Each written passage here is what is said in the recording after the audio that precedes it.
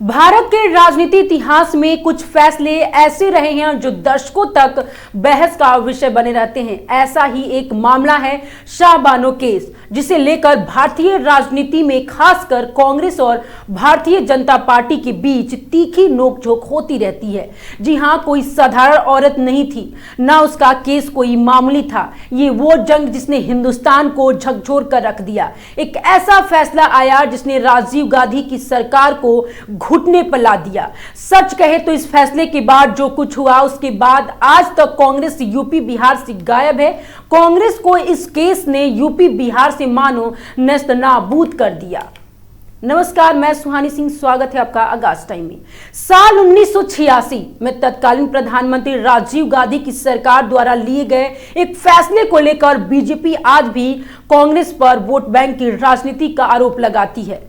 हाल में ही प्रधानमंत्री नरेंद्र मोदी ने भी मीडिया को एक इंटरव्यू में इसी मुद्दे को उठाया और कहा कि शाहबानो का सुप्रीम कोर्ट का जजमेंट उखाड़ फेंका गया, संविधान को बदल दिया गया सिर्फ वोट बैंक की राजनीति के लिए। तो आखिर क्या था शाहबानो के केस और क्यों ये मामला आज भी भारतीय राजनीति में चर्चा का विषय बना हुआ है, आइए इसे विस्तार से समझते हैं। शाहबानो बेगम एक 62 वर्षीय मुस्लिम महिला मध्य प्रदेश के इंदौर की रहने वाली थी।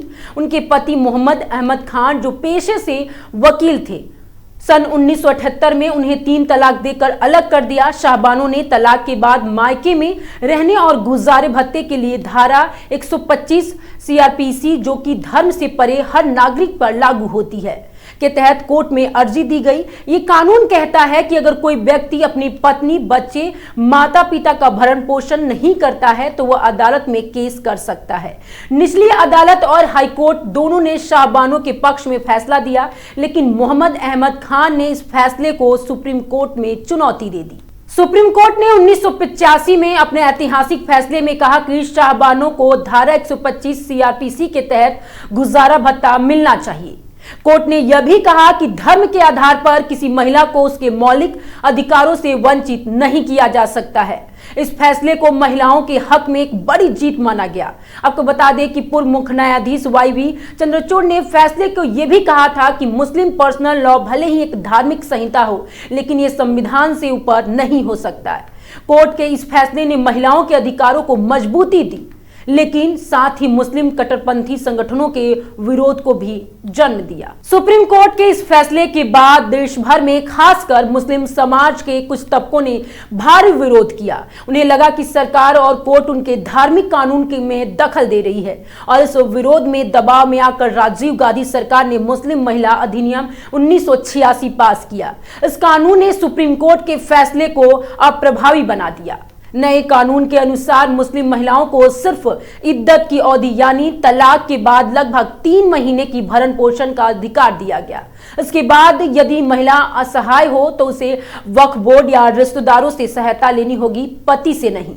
यह कानून मौलाना और धर्म गुरुओं के दबाव में पारित हुआ और इसे राजनीतिक समझौता माना गया। शाहबानो केस और उसके बाद लाया गया ये कानून भारतीय राजनीति में एक टर्निंग पॉइंट बन गया। बीजेपी और संघ परिवार ने इसे मुस्लिम तुष्टीकरण करार दिया और कांग्रेस पर वोट बैंक की राजनीति करने का आरोप लगाया। इस मुद्दे ने बीजेपी को हिंदू कार्ड खेलने का मौका दिया और यहीं से अयोध्या आंदोलन भी तेजी पकड़ी।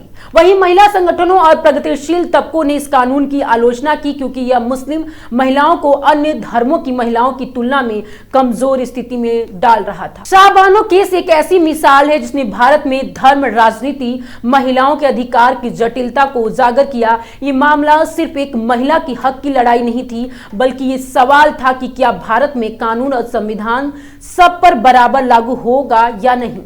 राजीव गांधी सरकार का कदम आज भी विवादास्पद माना जाता है और यही कारण है कि 38 साल बाद भी यह मुद्दा राजनीतिक बहस और चुनावी भाषणों में गूंजता रहता है। शाहबानो की कहानी एक सवाल छोड़ती है कि क्या राजनीति और वोट बैंक के आगे न्याय को कुर्बान कर देना चाहिए।